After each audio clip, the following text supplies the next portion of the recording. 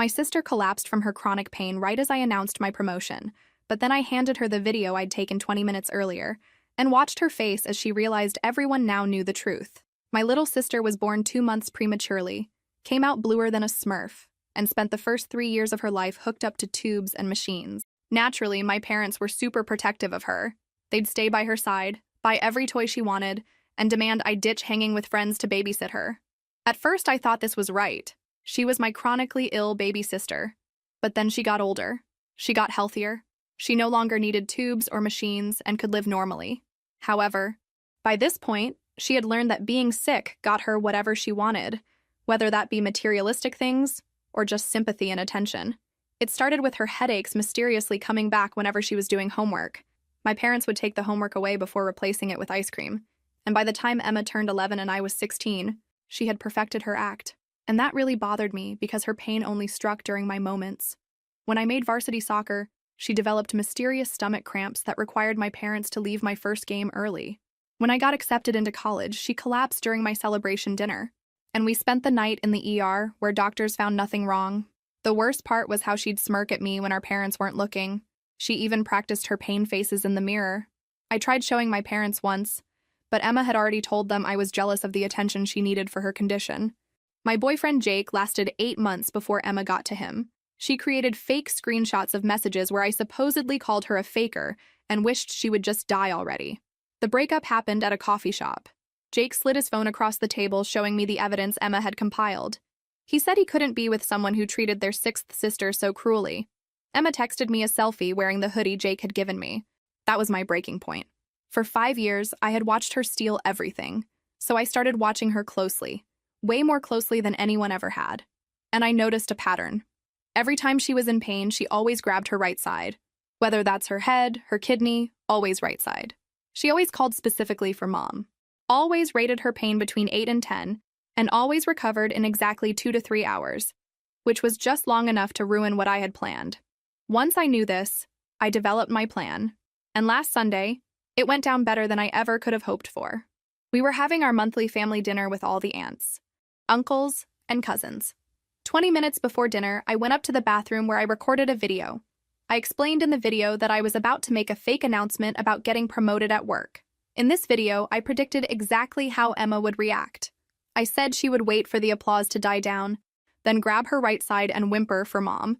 She would rate her pain as an 8, 9, or 10. She would need to lie down immediately, and she would ask Mom to take her to the hospital if the pain doesn't get better within 20 minutes. At dinner, I stood up and clinked my glass. I got everyone's attention, then announced I had just been promoted with a huge raise. Everyone applauded and congratulated me, uncles patting my back, cousins hugging me, my mother with tears of pride in her eyes. The sound of clapping echoed through the dining room, mixed with congratulations and jokes about how I could finally pay my own bills. Uncle Roberto made a joke about me becoming the rich niece of the family, while Grandma was already planning out loud how I could help with her medications. I kept the smile on my face, waving and thanking everyone, but my eyes were fixed on Emma. She was sitting at the other end of the long table, between my cousin Marcus and Aunt Sandra, absent-mindedly playing with the mashed potatoes on her plate. For a moment, she almost seemed genuinely happy for me. Almost. But I knew her too well. I saw when something changed in her expression. It was subtle, as it always was. A small contraction around the eyes. A slight stiffening of the shoulders. She looked around the table, noticing how all attention was focused on me, how people were really excited about my achievement, how I was shining. And then it began. First, she stopped eating. She let her fork drop onto her plate with a low clink that only a few people nearby noticed. Aunt Sandra asked if she was okay, but Emma just shook her head with a forced smile, one of those she used when she wanted to appear brave despite the pain. I continued talking with Uncle Pedro about the details of the promotion, lying shamelessly about responsibilities I didn't have and a salary that didn't exist, but part of me was timing it. 3, 2, 1, like a Swiss watch. She brought her hand to the right side of her abdomen. The first moan was almost inaudible, a low sigh that mixed with the noise of conversations. But Emma knew exactly how to project her voice so it seemed like she was trying to hide something. My cousin Marcus, who was beside her, stopped in the middle of a story about his new job. "Emma, everything okay there?" he asked, leaning slightly toward her. "It's nothing," she murmured, but loud enough for at least half the table to hear. Her voice had that specific tone, brave, but with a hint of vulnerability that always melted people's hearts. Just a little pain. And so began the show I had watched so many times before. Aunt Sandra immediately turned completely toward Emma, forgetting the conversation she was having with Grandpa about politics. "What kind of pain, dear? Where does it hurt?" Emma curved slightly in her chair, a perfect performance calculated to the millimeter. Not too dramatic. That would seem fake. Just enough to show real discomfort. It's here on the right side," she said, pressing her hand against the side of her body. It came out of nowhere. I watched the change happen in real time. Conversations began to lower in volume. Glances gradually turned toward Emma. My promotion, which minutes ago was the center of attention, began to disappear into the background, replaced by the automatic family concern that always surrounded my sister. Mom, who was beside me laughing at a story Uncle Carlos was telling, suddenly stopped mid-laugh. That expression I knew so well began to take over her face. The maternal panic that Emma knew how to invoke with surgical precision. "Emma? What happened, my love?" Mom was already halfway up from her chair, napkin falling to the floor. Emma raised her eyes to her, always to Mom first, never to Dad. I had noticed this pattern years ago. "Mom, it's hurting quite a bit," she whispered, her voice trembling just the right amount.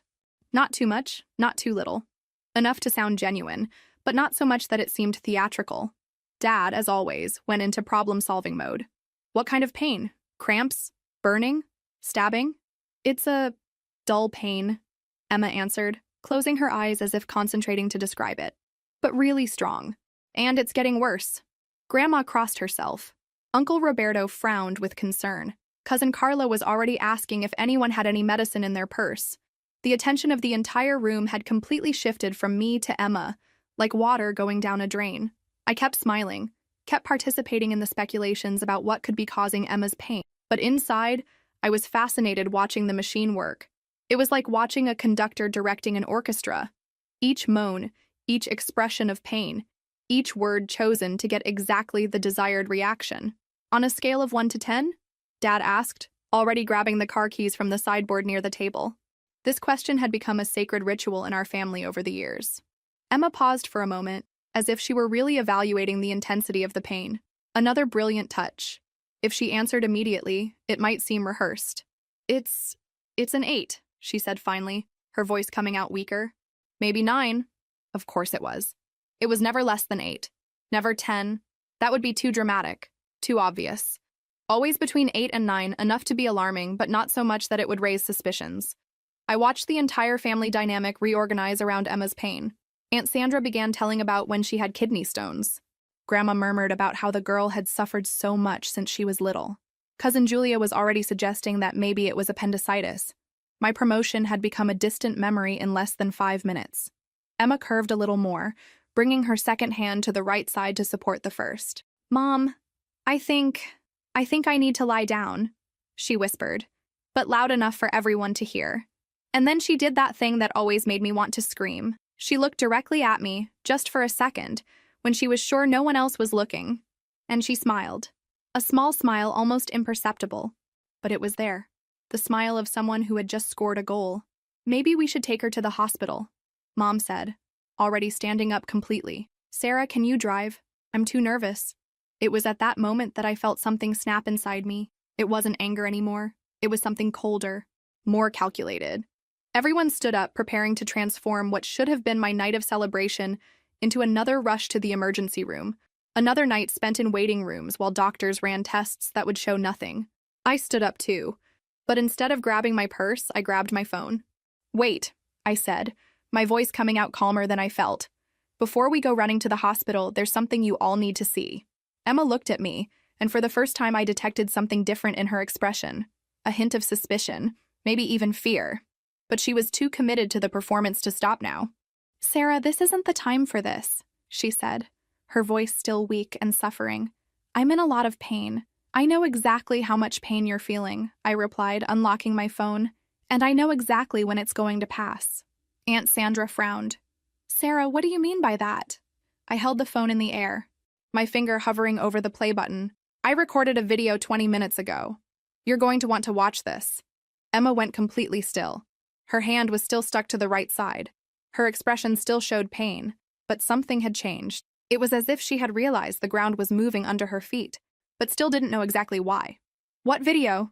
Mom asked, still torn between concern for Emma and curiosity about what I was doing. I looked directly at Emma, seeing the exact moment she understood that something was terribly wrong. Her eyes widened slightly, but she couldn't abandon the act now. Not in front of the whole family. "A video that's going to explain a lot," I said, and pressed play. My voice came out clear and firm from the phone's speaker. "It's 6:40 p.m. on Sunday. In 20 minutes, I'm going to make a false announcement about a promotion at work during family dinner. When I do this, Emma will wait for the applause to finish. Then she'll hold the right side of her body and call for Mom. She'll rate the pain as 8 or 9. She'll ask to lie down. And if she follows the pattern, she'll suggest going to the hospital in exactly 15 minutes. The silence in the room was so dense I could hear the tick-tock of the wall clock. All eyes turned to Emma, who had become completely petrified, her hand still glued to the right side as if it had been stuck there. "She always holds the right side," my recorded voice continued mercilessly. "No matter what type of pain it is, head, stomach, kidney, always the right side. Always calls specifically for Mom first. And she always recovers in 2 to 3 hours, just enough time to ruin any important moment of mine." Grandma was the first to find her voice. "Emma, is this true?" Emma tried to recover, but I could see the panic growing in her eyes. I don't know what Sarah is talking about," she stammered, trying to return to the suffering tone of voice. "I'm really in pain. Don't you believe me?" "I'm not done yet," I said, pausing the first video. That was just the appetizer. I navigated to the next folder on my phone, a collection I had been meticulous in compiling over the past few months. "Do you want to see what really happened at high school graduation? Sarah?" "Stop this," Emma whispered, but her voice had lost all that theatrical fragility. Now it sounded sharp, almost threatening. I played the next video. It was a recording from the school's security camera that I had gotten through a friend who worked in administration. The image showed Emma in the side hallway of the school, near the water fountains, 5 minutes before the ceremony began. She was completely alone, checking her phone. Then, suddenly, she put the phone away, looked around to make sure no one was watching, and started practicing. There, alone in the hallway, my sister was rehearsing expressions of pain. She frowned, brought her hand to her chest, made different grimaces in the reflection of the glass window. She was literally rehearsing which would be the most convincing. "My God," Aunt Sandra murmured, her hand flying to cover her mouth. "Wait, there's more," I said, moving to the next file. "Remember when Jake broke up with me? When he said I was cruel to my sick sister?" Emma went pale. "Sarah, don't." These are the original messages she sent to Jake, pretending to be me. I showed the screenshots I had managed to recover from her phone's backup. Another favor I got from a tech friend. Look at the dates and times. She waited for me to leave the house to use my computer and create fake accounts. The messages were cruel, saying horrible things about Emma that I would never think, let alone write. But they were written in my style, with slang I used, details that only someone who knew me well would know to include. Dad took my phone with trembling hands, reading message by message. His expression grew darker with each line. "She even researched my class schedules to know when I wouldn't be home," I continued. "She created a fake Facebook profile with my photo, added Jake as a friend, and started sending these messages pretending to be me. When he confronted me about the messages, she pretended to be shocked and said I must have let someone use my computer." "Emma," Mom said, her voice coming out as a broken whisper. "This can't be true." "But it is," I said, feeling a dark satisfaction, watching Emma's house of cards begin to crumble. "And there's more. Much more."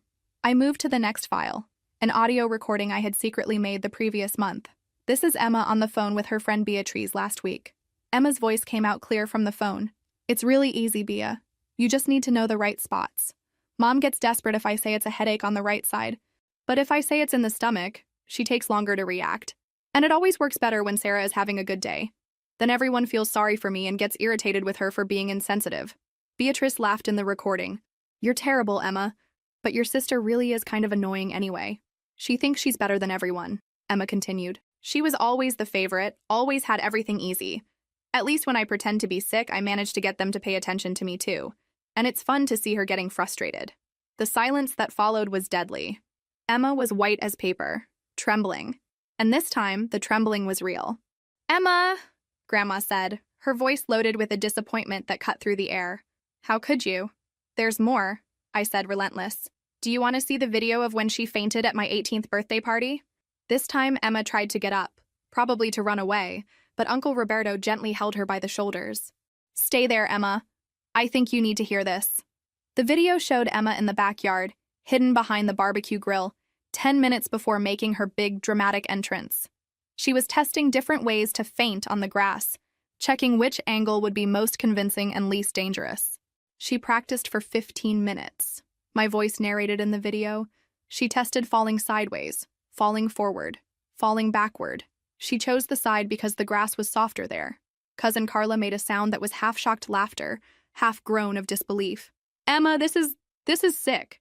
It's not sick, I said, finally putting the phone away. It's calculated, systematic. She turned manipulation into an art. Emma finally exploded. Okay, damn it, do you want the truth? I faked it. I faked it a few times, yes, but you don't understand. The tears started rolling, but now they were different. Tears of anger, of frustration, of someone caught red-handed. Do you think it's easy being perfect Sarah's sister? Sarah the smart one? Sarah the popular one? Sarah who never does anything wrong? Do you know what it's like to grow up in her shadow? So you decided to sabotage me, I replied coldly. Destroy my relationships? Ruin my important moments? Make everyone think I'm a cruel and insensitive sister? Because you had everything, Emma screamed, all pretense of being sick completely abandoned. You always had everything. And me? I was just the sister who almost died as a baby. The only way you'd pay attention to me was when I was sick. But you weren't sick, Dad said, his voice low but loaded with deep disappointment. You were lying, for years, and sabotaging your sister's life in the process, Mom added, tears streaming down her face. Emma, how could you be so cruel? Cruel? Emma laughed, but it was a bitter sound. Do you want to know what's cruel? It's growing up watching your sister get congratulated for breathing while you need to almost die for someone to notice you. You were never almost dying, I exploded. At least not in the last 5 years. You were acting, manipulating, lying. Because it worked, she screamed back. Because it was the only thing that worked. Uncle Roberto slowly stood up from his chair. I think I better leave, he said, clearly uncomfortable with the situation. No, I said firmly. Stay. All of you. Because there's one more thing. Emma looked at me with pure terror. Sarah, don't. Please. Tell them about the money, I said, my voice low but sharp as a blade. What money? Mom asked. Emma remained silent, but her expression was confession enough. The money you gave her to buy medicine, I continued. Those expensive medicines the doctor supposedly prescribed, the ones she said health insurance didn't cover. Dad went livid. Emma, tell me you didn't. She spent it on makeup, clothes, going out with friends, I said. I have the bank statements. I have photos of the purchases she posted on Instagram. You gave her over 3,000 rees in the last 6 months. 3,000 rees? Grandma repeated, incredulous. Which she spent on everything except medicine, I completed. Because she didn't need any medicine. Because she was never sick. Emma began to sob, but now no one moved to comfort her. It was as if an invisible barrier had formed around her. 15 years, Mom whispered. 15 years believing, worrying, canceling plans, losing nights of sleep. And I lost 15 years of my life, I added. 15 years being treated as the cruel and insensitive sister. 15 years watching my important moments get destroyed. 15 years being blamed for not having enough patience with the sick sister. Emma raised her face, tears making tracks in her makeup. Sarah, I'm sorry. I'm really sorry. Now you're sorry, I said. Now that you've been caught. Aunt Sandra shook her head, getting up from the table. Emma, I don't know what to say. This is very serious. You all know now, I said, looking around the table. You all know what kind of person she really is. You know what she did to me, to this family, for years. Emma tried to get up, probably to flee, but Mom held her by the arm. No, Mom said, her voice firmer than I had heard in years. You're going to stay here. You're going to listen to everything. You're going to face what you did. And it was at that moment that I knew I had succeeded. It wasn't just about exposure. It was about justice. Finally, after all these years, the truth had come to light. But I still wasn't finished. There was still one last card to play. And this would be the one that would really finish Emma once and for all. "There's one more thing," I said, pulling up a chair and sitting directly in front of Emma. "The last piece of the puzzle." Emma looked at me with red and swollen eyes. All the fight had gone out of her. "Sarah, please. Enough. They understand now." "No, they don't understand everything yet," I replied, taking my phone again. "Because you still don't know about Mike." The name fell like a bomb in the room. Emma went white as paper. "Mike? Your ex-boyfriend?" Mom asked, confused. "But you broke up because he moved to Denver." "No," I said, keeping my eyes fixed on Emma. "We broke up because my dear little sister hit on him, and he fell for her." Emma started trembling. "Sarah, don't show them, Emma," I said coldly. "Show them the messages you sent him. The photos you sent." "What photos?" Dad asked, his voice becoming dangerous. "Emma here found out that Mike was going to propose to me," I continued, savoring each word. "He had told me he wanted to buy a ring, and our dear Emma couldn't let that pass, could she?" Emma was practically hyperventilating now. So she started sending messages to him, first pretending she was worried about me, saying I wasn't ready for marriage. Then the photos started. I took my phone and showed the screenshots I had gotten from Mike's phone before we broke up. Lingerie photos, provocative photos, messages saying how she always had a crush on him. Aunt Sandra made a sound of disgust. "Emma, that's so low." "And it worked," I continued. Mike started responding. They started meeting in secret. She would pretend to have medical appointments to go to his apartment. "Oh my God," Grandma murmured, covering her face with her hands. "But you know what the most pathetic part is?" I laughed bitterly. "She only gave up on him when she saw I was coming out on top even after the breakup. When she saw I got that incredible job, that I was happy alone, that I wasn't destroyed like she expected." Emma finally found her voice, but it was just a broken whisper. "Sarah, You what, Emma?" I exploded. You're sorry? You were confused? You were sick?" I got up from the chair and stood in front of her, feeling years of anger finally finding its voice. "No, you simply can't see me happy. You can't see me having something you don't have. You want to be me, Emma. But here's the truth that's going to hurt more than any lie you've ever told." The room was in absolute silence. All eyes were on me. "You'll never be me. You'll never even come close. You can't even be the shit under my shoe that I stepped on last week." Emma sobbed, but I wasn't finished. "Because you know what the difference between us is? When I want something, I work for it. I deserve what I have. You only know how to destroy, lie, manipulate. You're an empty person desperately trying to steal someone else's life because you don't have the courage to build your own." "Sarah, please," Emma whimpered. "Please nothing," I screamed. "You destroyed 3 of my relationships. 3. Jake with the false messages. Tyler when you lied that I was cheating on him. And now Mike. 3 men I loved, that you drove away from me because you can't stand to see me happy." Dad stood up, his face distorted with anger. "Emma, is this true?" Emma couldn't even speak, just cried. "And you know what Mike told me when I confronted him?" I continued mercilessly. "He said you told him I never really loved him, that I was just using him until I found someone better, that you knew the real side of me." "That's not true," Emma finally screamed. "Of course it's not true," I exploded back. "But you planted the seed of doubt in his head. You seduced him when he was vulnerable. You destroyed the most serious relationship I ever had because you can't stand that someone loves me more than they love you."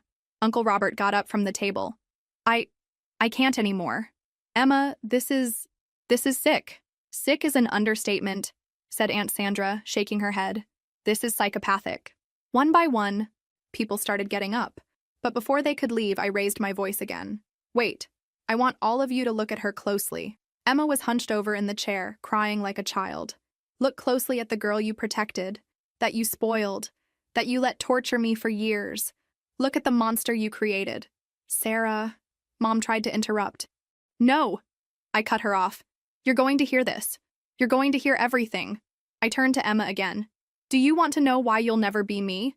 Because I have something you'll never have. I have character. I have dignity. When I make mistakes, I own up to them. When I want something, I earn it with honor. You're a pathetic faker who needs to steal crumbs from my life to feel relevant. You're so small, so insignificant, that the only way you find to exist is by destroying other people." Emma was shaking violently now. "And now everyone knows. Everyone sees you for what you really are. A liar, a manipulator, An empty person who spends her whole life trying to be someone she'll never be. I turned to the family. And you? You who always took her side? Who always made me feel like the villain? I hope you're proud. Because this is the daughter, the granddaughter, the niece you raised. Grandma was crying. Sarah, we didn't know. Of course you didn't know, I replied coldly. Because you never wanted to know. It was easier to believe I was the bad sister than to admit your little darling was a demon. I looked at Emma one last time. She seemed to have shrunk in the chair, small and pathetic. Congratulations, Emma. You finally got what you always wanted. You're the center of attention. Everyone is looking at you. I made a dramatic pause. Too bad it's for all the wrong reasons. I grabbed my purse and walked toward the door. Oh, and Emma? When you're alone in your room tonight crying about how your life fell apart, I want you to remember something. I turned to look at her one last time. You did this to yourself. Every lie, every manipulation, every moment of pure evil. You chose this. And now you're going to live with the consequences. Where are you going? Mom asked, tears streaming down her face. Away from here, I replied. Away from this toxic family, this sick dynamic, and especially away from her.